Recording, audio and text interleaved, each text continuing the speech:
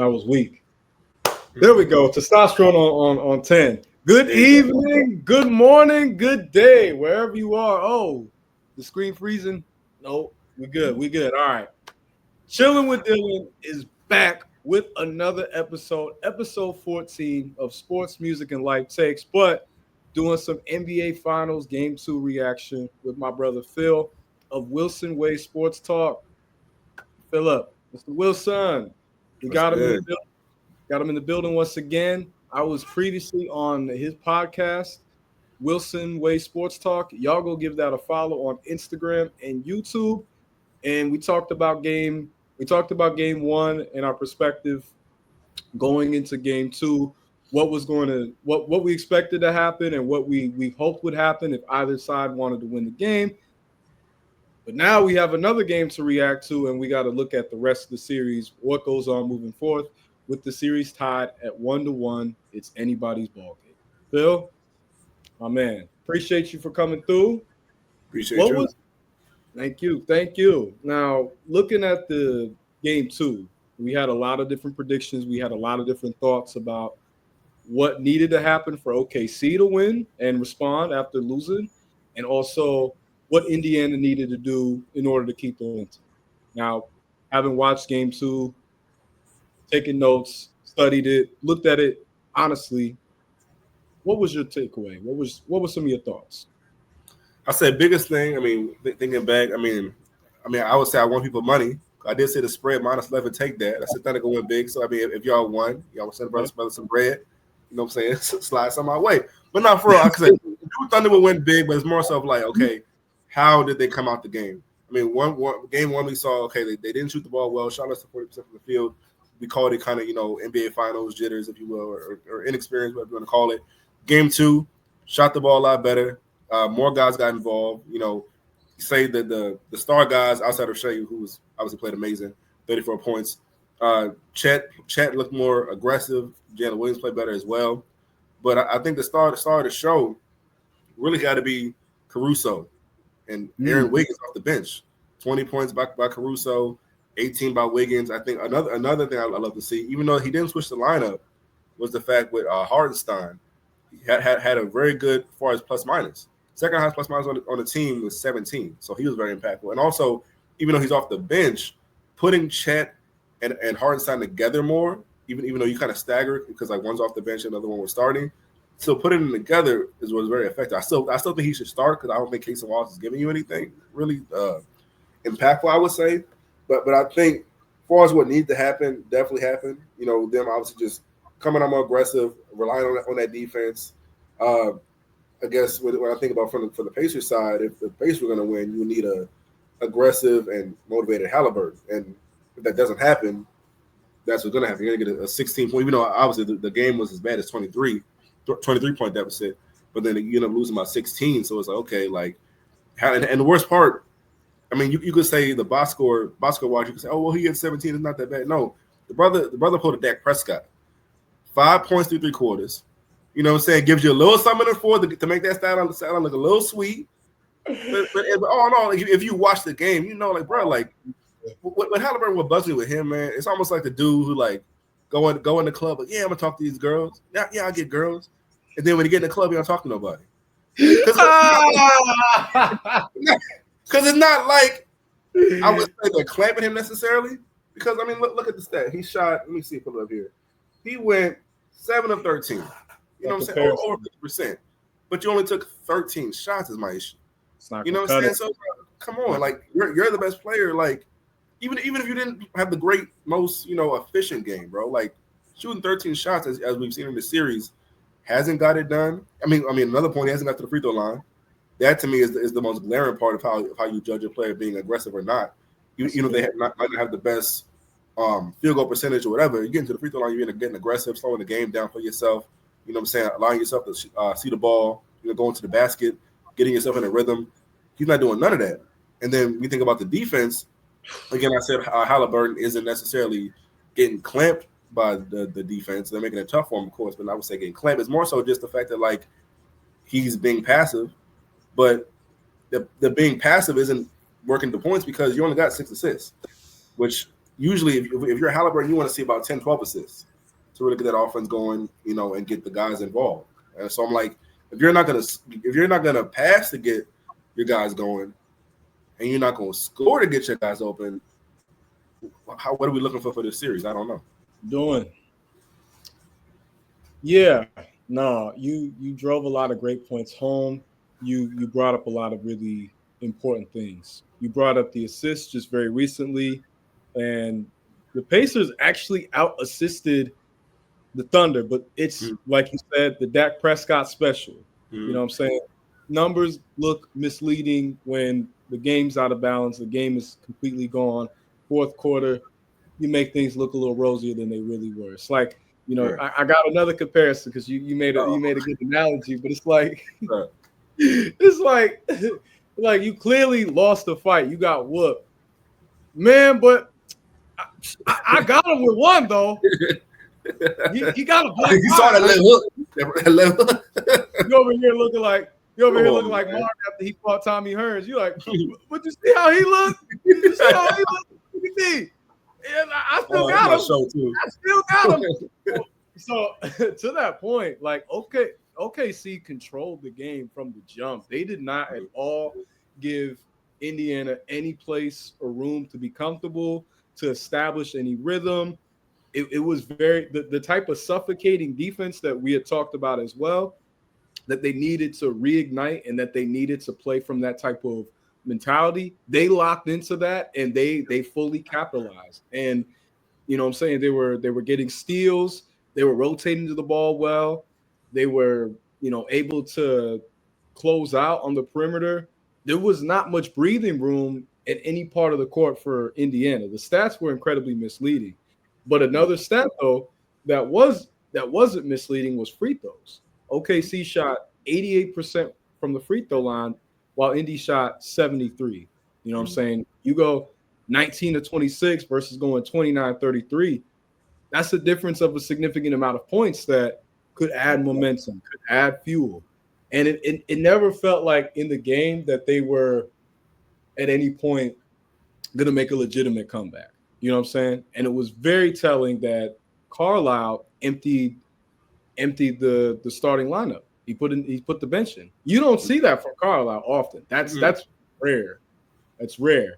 And the Thunder still had their starters, and the Thunder were like, man, we still got the foot on the gas. For sure.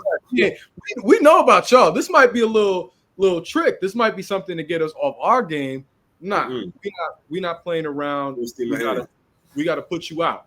And OKC did that well. I have the same question though with Dagenot of like why still start Cason Wallace? I don't know if that's like him like outsmarting him on his own self, because like when Hartenstein was in there, Hartenstein was diving for loose balls. He was throwing up crazy passes. He was playing great contested defense in the paint. He was doing the little things that don't show up on the stat sheet. I think Cason Wallace is incredibly talented. He could definitely be a starter somewhere, but if it ain't broke, don't fix it. Best lineup in basketball, just stick with it. What is the why? Prove me wrong. You might know something I don't know, but I don't understand this thought process right now. And if I'm Indiana, that's the matchup that I'm going to try to exploit in game 3 and on. If Dagenot is pressed and set on having Cason Wallace or another guard out there and giving them a smaller lineup, then you know what? Exploit that matchup. Exploit the hell out of it. And Carlisle's a smart enough coach to know how to do that. So even with OKC winning and them feeling good about how they played, they can't take their foot off the gas pedal. This Indy team has shown that they're very resilient. 100%. So now, moving forth, we're looking at game 3. Going back to Indy. Series has been split 1-1. Who's going to come out on top, and what do you think is going to be some of the biggest reasons why? So you know me, I always got to start with the spread first. FanDuel -5.5 spread. Now, one of the major stats in NBA Finals history is the winner of Game 3 wins the series. Was it 70, 80% of the time, something like that, something crazy. I'm That's a taking the good. Thunder in Game 3 That's a good stat. until Halliburton shows me he gonna be aggressive. I'm not just gonna assume. Oh, if he's aggressive, maybe the Pacers will squeeze one out. You know what I'm saying? Pause. But I would say, I would say with the Thunder, and as I kind of mentioned before we started the show, is it's not really the Pacers aren't necessarily stopping the Thunder. The Thunder are kind of playing against themselves. They're very talented, but their lack of experience shows as it did in Game 1. They could easily won Game 1. They had a 50-point lead and then blew it, right? So I'm thinking like the Thunder, they're aware of the stage. They showed that in Game 2. Okay, they bounced back. We avoided a 0-2 deficit at home. We show what we can do. But again, the Thunder played I would say just a B plus game. They haven't shown you, again, maybe because of that inexperience, because they're more talented. Right. They haven't shown you an A plus game. Not to say they'll show you an A plus game on Game 3 on the road. Is my point. But just the fact that like it's really just them stopping them. It's not the Pacers stopping them. With the Thunder, they're stopping the Pacers, and that's the thing I want to see. And I'm not really sure. Is can the Pacers figure that defense out? I mean, I can give you ideas, but can I say they're actually going to do it? I mean, one idea obviously is playing more up tempo as far as playing more transition basketball. I don't like their chances in the half court consistently. I don't think they get good enough looks for guys like guys I like Neesmith, Turner, saying Nimhard, who didn't have, I believe, that great of a game. I think another point is shortening rotation. And then that might be needed. I would like to see Turner. How many minutes did he play here? 20, 27. I think you got to go 30 plus. Neesmith is another guy I like. You might have to play him more. You see the guys that you trust, the guys who can give you a bucket. I think you need to have your guys give you the best chance to win. I mean, obviously, we know how the old saying is, role players play better at home. I think Obi Toppin will bounce back. He had a big time performance Game 1, 5 threes. Didn't give you a whole lot. Game 2, just 3 points.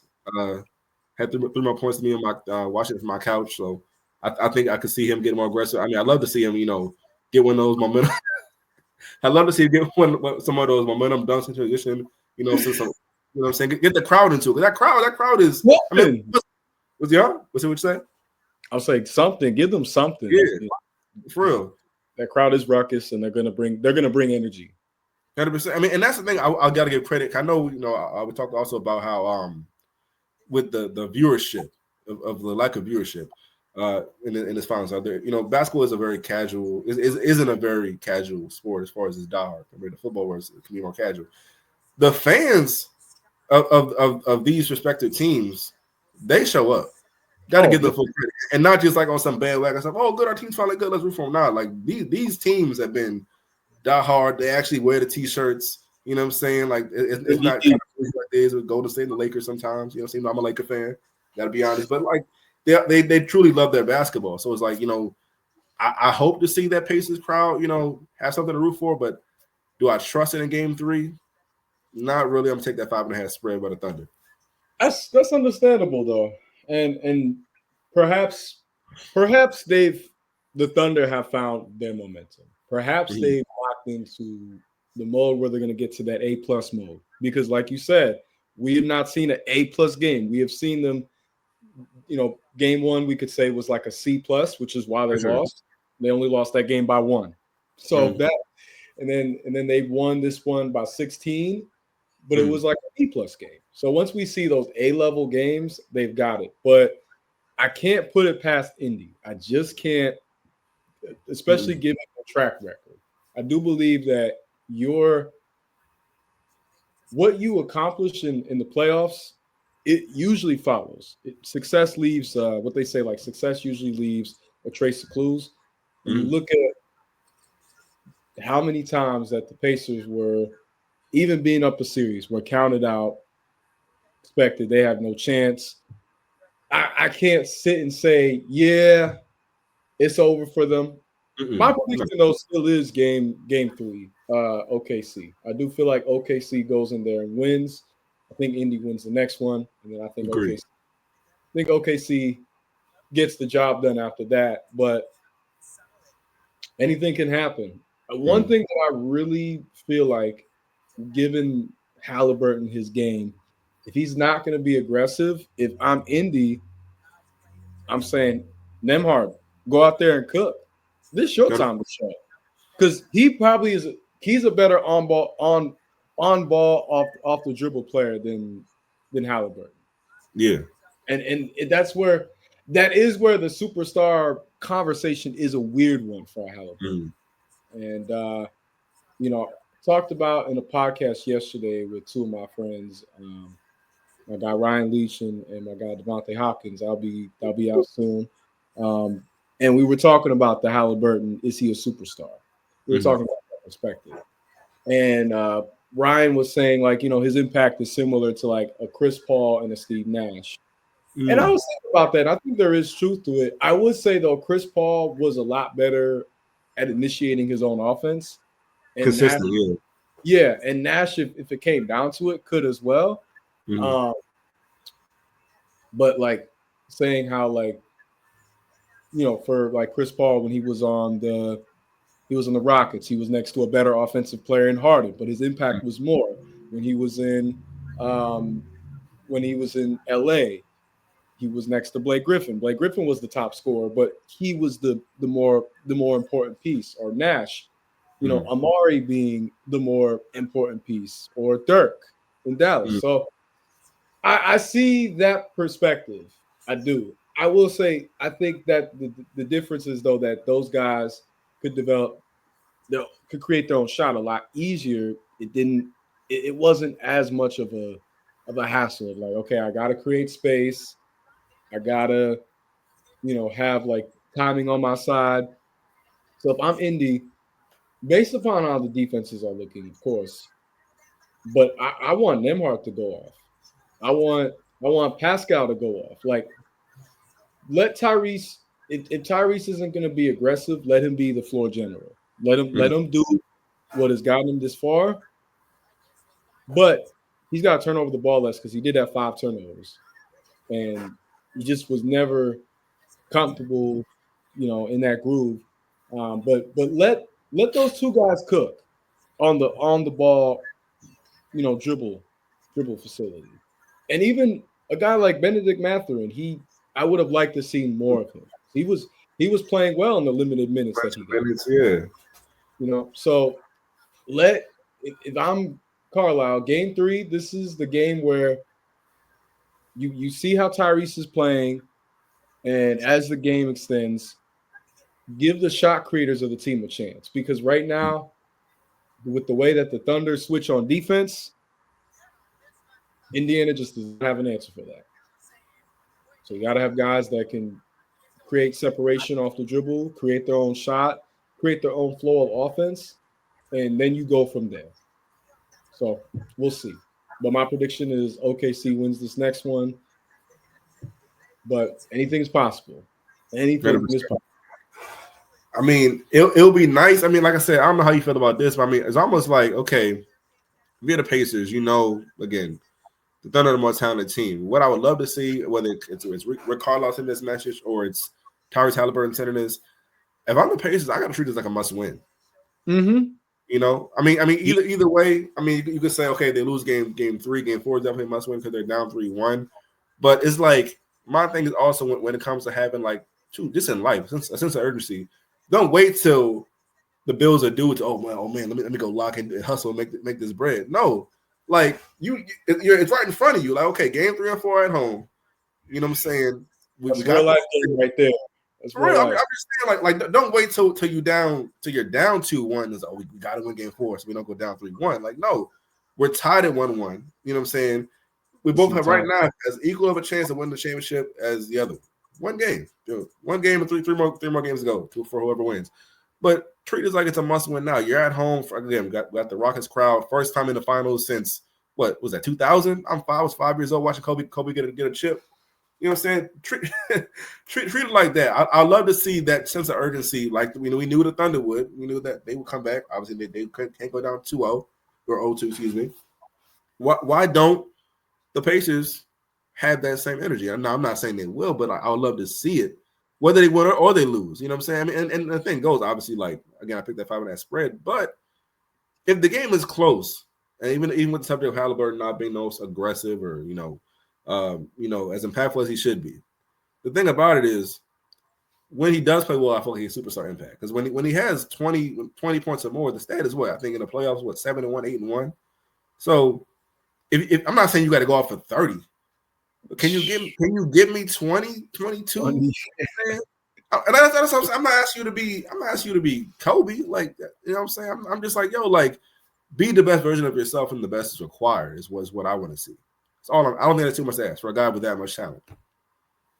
That's real. And I think the thing that you mentioned about can you at least get 20, a stat that I found very interesting was the fact that they're the first team since the Miami Heat in 2013 to start the series with no player with getting at least 20 points. Really? That's not going to work if you're playing against a team like OKC where they've got a starting five that can all put up double figures and almost a starting five off the bench that can do that too, if not that. So their bread and butter is that scrappy moxie, is that charismatic hustle, is that underdog Houdini. But this is, like you said, it's a must win, and they need to go out there. They need to go out there ready to kill. They need to go out there ready to put up big points.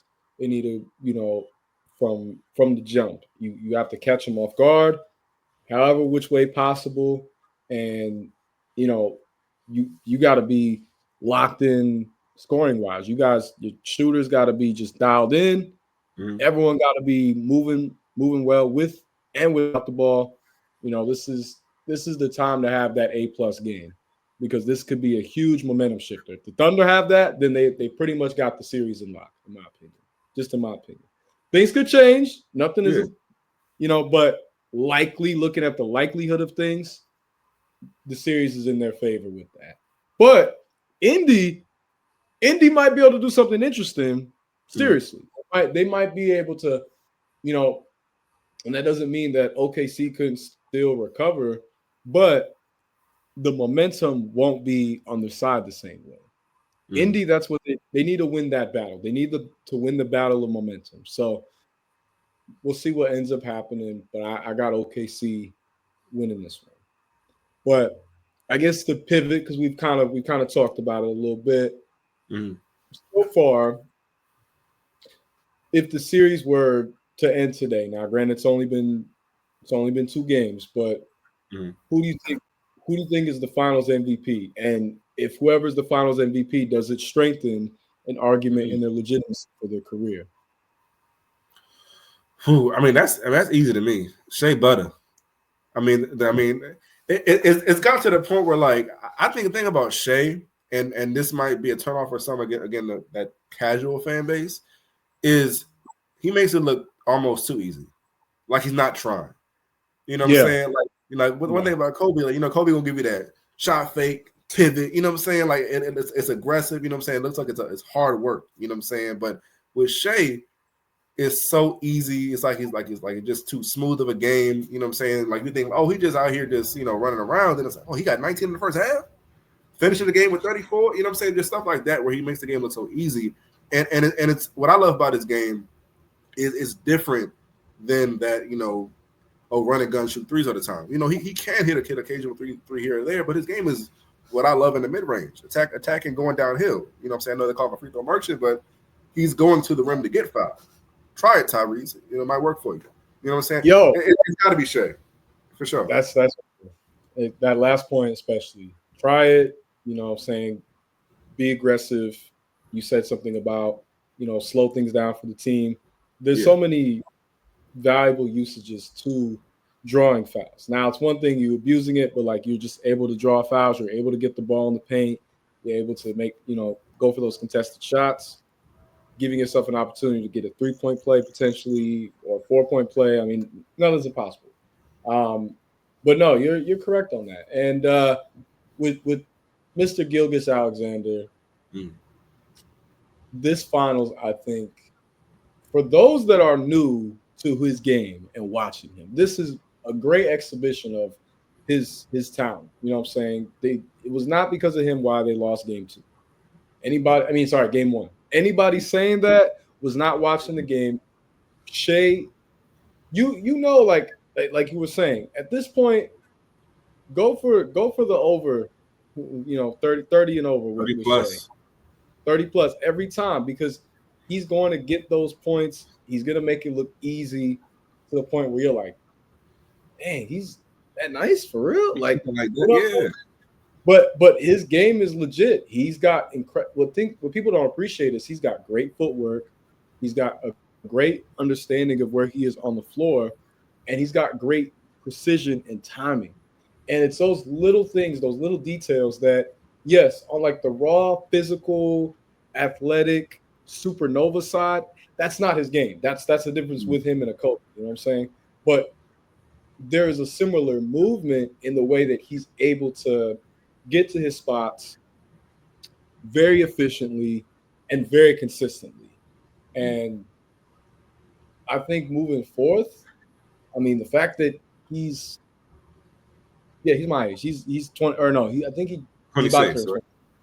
Yeah, he's about to turn 27. Yeah. He's only a little bit older than me. At the rate he's going, especially if he win, if they win and he wins the finals MVP, he's gonna make for some very difficult conversations if they keep winning because the numbers are gonna be too good to ignore, and then the winning pedigree. I mean, we're looking at someone who could potentially be the face of the league off the dominance. You know what I'm saying? Maybe not the face of the league that everybody has kind of expected or been hoping for, especially with him being a Canadian, but just the pure dominance, just the skill. Like, I'm so great, you can't ignore me. Yeah. So he's earning it. Yeah. He's definitely earning it. And I think that if he wins this, best player in the league. I would say so. I think this win validate him as the best in the league, and this would validate however or where you rank him, but on the higher end of being ranked in the top 10 of shooting guards potentially. I think that's what's at stake for him. But I think that's good though. I feel like he's responded to the pressure very well. I mean, he's averaging 36, 5 boards, nearly 6 assists, and four steals, and 49% from the field, 49 from 3, and 90% from the free throw line. I mean, that's video game efficiency. That's almost 50, 40, 90. That's rare to do in the regular season. It's certainly rare as hell to do in the NBA Finals. So I think overall, if you're a casual fan who doesn't know about a Tyrese Halliburton, doesn't know about a Jalen Williams, doesn't know about a Pascal Siakam, doesn't know about a Shai Gilgeous-Alexander, well, this has been a great series so far. They've both shown a lot of great talent, a lot of heart, a lot of grit, and a lot of ability. And I feel like Shai, especially, this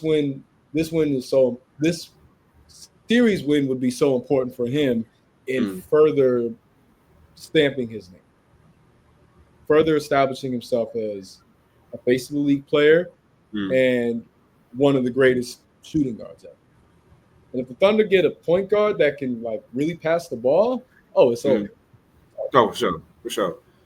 And I think kind of to that point, what I love most about we big hoop fans, right? So I think for me, what I love most about the finals, and bringing it back to Shai, is the perception the finals can put upon you, or in other ways, the misconceptions that it can be revealed. Think about say last year, right?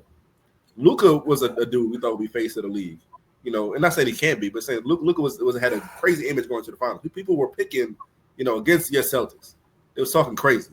You know what I'm saying? But then, that's what I'm saying. But then look what happened afterwards. Now it was like, oh man, Luka can't play no defense, man. Luka can't hustle. You know what I mean? Look, and you're a Lakers fan. You're the Lakers fan. I want to put that out. He's the Lakers fan here, y'all. So oh god, here we go. But not for like, and then let's say Luka, you know, how that, like I said, that misconception got revealed. Okay, like maybe he's not, you know, that dude the same way we thought he'd be. Not say he's not talented, but the fact that like we were putting him on this kind of like again Jordan Kobe stature that you know wasn't really accurate. And then if you think about say going back to last year again, Jaylen Brown, a dude who you know, he ain't got no left hand or whatever. Oh, he just the number 2 to Jason Tatum. Tatum the one who got to show up to win this series. Brown went, you know, in some ways, I'm not gonna say shut him down, but like put the clamps on Doncic, definitely frustrated him. And then he went and got him a Finals MVP. Now again, yes, we don't consider him the best player on the team. That's still Tatum. Shout out to Tatum again. Hope you get healthy, brother. But still, just how that especially you, just how that perception changes, and again, or misconception, you know, how you know, just you can't hide.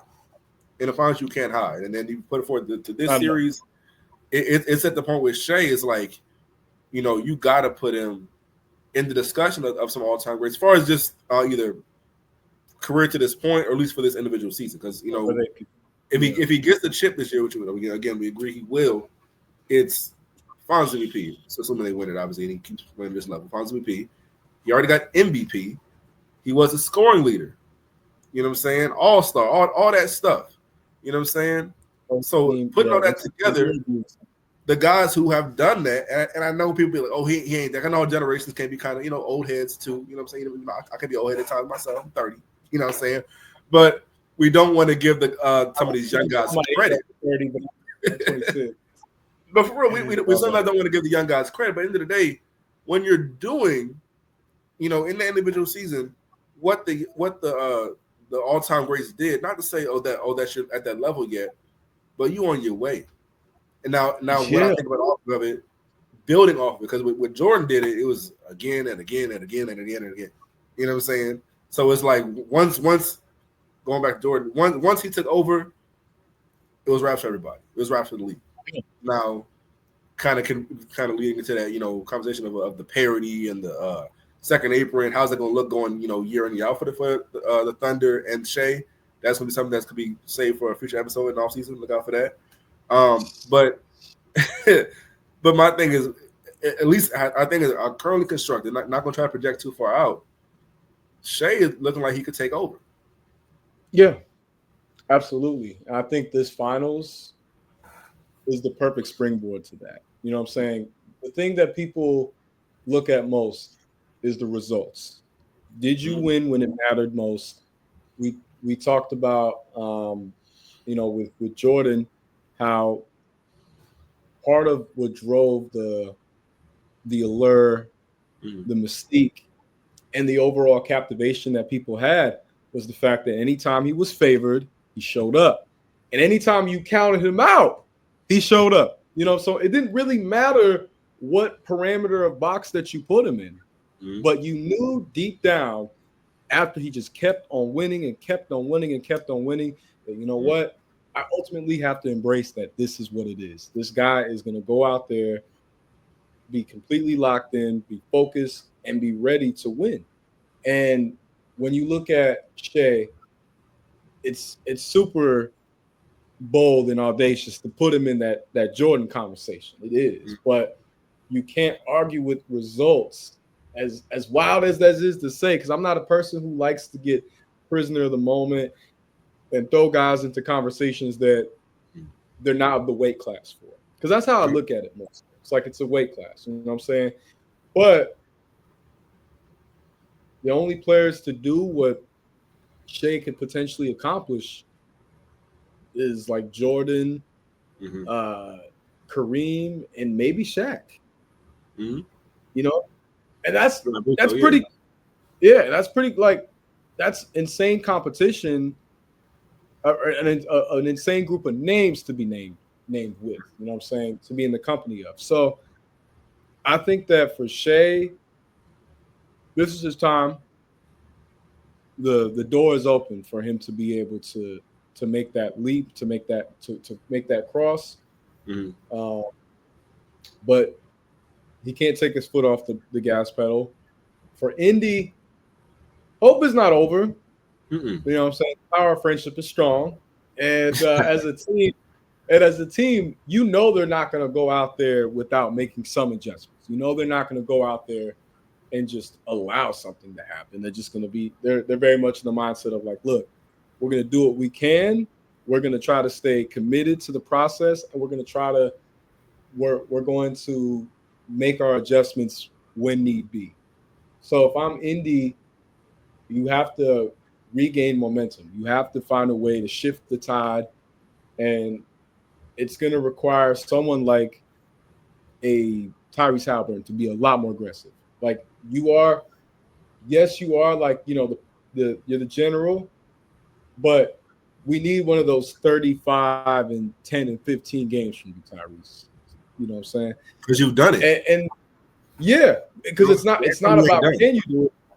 Right. It's not about can you do it. It's we know you can do it. So if he plays at that level, you know what I'm saying, that will be a huge difference maker. So I think ultimately right now the momentum is on OKC side. Just is what it is. It is what it is, but potentially that could shift. Potentially. You know. But it'd be unlikely if they go in and win at least this game, go up 2-1. And if they win handily, it's unlikely that it's going to be any different. They've likely figured out what they need to do to execute and how to really plan things out. But we don't know. There's a lot more basketball to be played. 100%. Now, one thing I will say real quick, going back to Shea, one thing I won't do, I know how you like to do when it comes to like how we judge great players of his era. One thing I don't like to do, especially when he's only 26, is like, oh, he's a top whatever guard of all time. He's on my top all-time list of. I'm like, relax. I think that's too much. If you want to compare accolades, you can do that. I had to get that 1 point off. I feel like sometimes people jump the gun a little bit when a guy is so young and he's like already whatever top 20 all time. I'm like, okay, relax, bro. Is he on his way? Can you project, at some point? But like right now, he's over dudes who finished their whole career out and they're Hall of Famers. That's where I want to push back a little bit because you got to let things play out.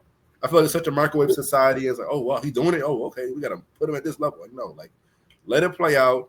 Let him get some chips. Let him show you because he's got it. Let him show you, and I think he's gonna do that. You know what's funny is that I was thinking about. I was like, probably the last time like a pure 2, there was even any talk of getting like a significant push in this predicament of like small market in the NBA Finals, but probably was Devin Booker. You know what I'm saying? Yes. The talk around Devin Booker in like 2020, 2021, there was a belief that he was going to be a guy that became a face of league player, takes over, guy that is going to be a mainstay in the finals. Right. I never liked the Kobe comparison. I know he's been influenced by Kobe, but Kobe was a far better athlete, defender, and I feel like his just tenacity is as an energy set him apart. With Shea, he plays so smooth, but he plays very aggressive, and I think that's just the difference in terms of how surgical he is. Versus with D-Book, D-Book can be, but there are times when he's a little, as crazy as, but he's a little too passive. You know what I'm saying? Like, and I think that just comes from playing with KD and Beal. Like, they're going to have the ball. They're going to try to get their shots. But, with Shea can be a passer. But when Shea gets the ball, he's trying to go score. He's trying to go get the points and attack the defense, cause there to be a potential mismatch. So OKC, looking at where they're at, they're exactly where they need to be.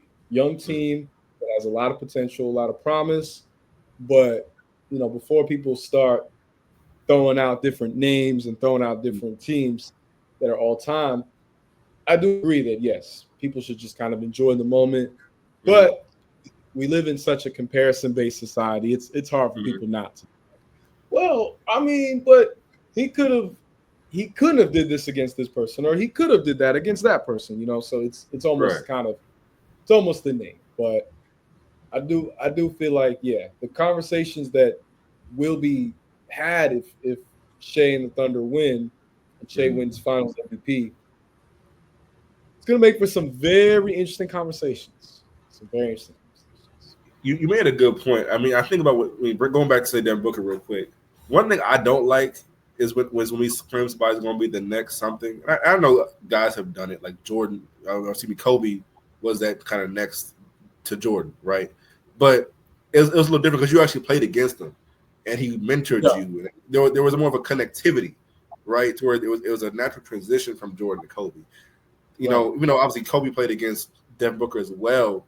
What's tough is when it comes to the next whatever conversation is like it can in some cases set you up to fail if Mm-hmm. you don't get it done because it's like, Yeah. oh, maybe you're not again going to that misconception. You know what I'm saying? Oh, maybe you're not Kobe. Maybe you're not like that. And in reality, he's a very talented player. You know what I'm saying? Situations can be very different, but it doesn't mean that he's not that dude. You know what I'm saying? So I think that's where like I like to focus on when I'm making a comparison between guys. Is I don't want to say somebody's going to be the next something. Much I rather say, oh, you know what? He plays like Kobe. He plays like a Jordan, or say Nikola Jokic. He plays like Arvidas Sabonis on steroids. Yeah. You know what I'm saying? I think I rather say like watching the game, especially as hoop heads who have put a history hats on when it comes to basketball. Of course. I'd rather make those of like, okay, he's reminiscent of through his play style. Not to say, because you say Devin Booker's gonna be the next Kobe. You're saying, oh, is he gonna win 5 chips? Is he gonna do this? That isn't fair. Because a lot of scenarios go into winning a championship that are no fault of your own.